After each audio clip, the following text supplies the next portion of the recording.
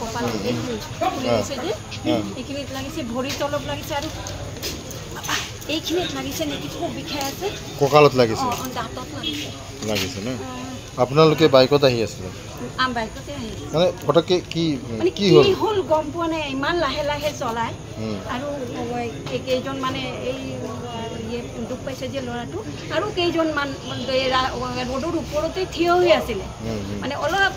আমি ছাইড হৈ আছিলোঁ কেনেকৈ তাৰ লাগিলে মই বুজিব পৰা নাই ইমান লাহে লাহে চলাই আছিলে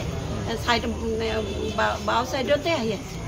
কিন্তু কেনেকুৱা তাৰ লাগিলে এইটোও গম পোৱা নাই মানে এইটো স্পীড ব্ৰেকাৰ আছিলে নেকি হ'ব পাৰে আন্ধাৰটো এইটো জেগা গম পোৱা নাই আগতে আছিলে এটা স্পীড ব্ৰেকাৰটো তাৰপিছত যে ক'ত মানে কি আছিলে গম পোৱা নাই মানে ইমান কেতিয়াও হোৱা নাই এনেকুৱা কোনখিনি জেগাত হৈছে এইটো এই যে বেপ্টিষ্ট স্কুলটো আছে নহয় এই তাতে নাগাপথাৰৰ ওচৰত তেনেকুৱাই হ'ব এই জেগাটো বৰ বেয়া বহুত এক্সিডেণ্ট হৈছে ইয়াতে বহুত এক্সিডেণ্ট হৈছে জেগাটো বৰ বেয়া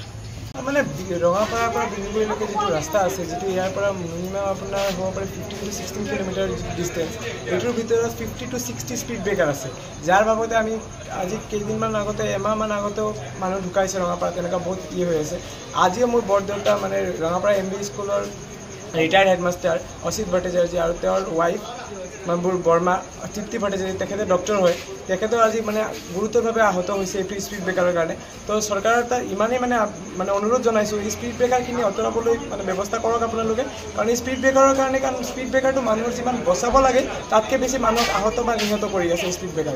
ব্ৰেকাৰটো মানে আঁতৰাবলৈ মানে চৰকাৰলৈ অনুৰোধ জনাইছোঁ এই যি 17 বা 16-17 kilometre distance Rangapara to Binduguri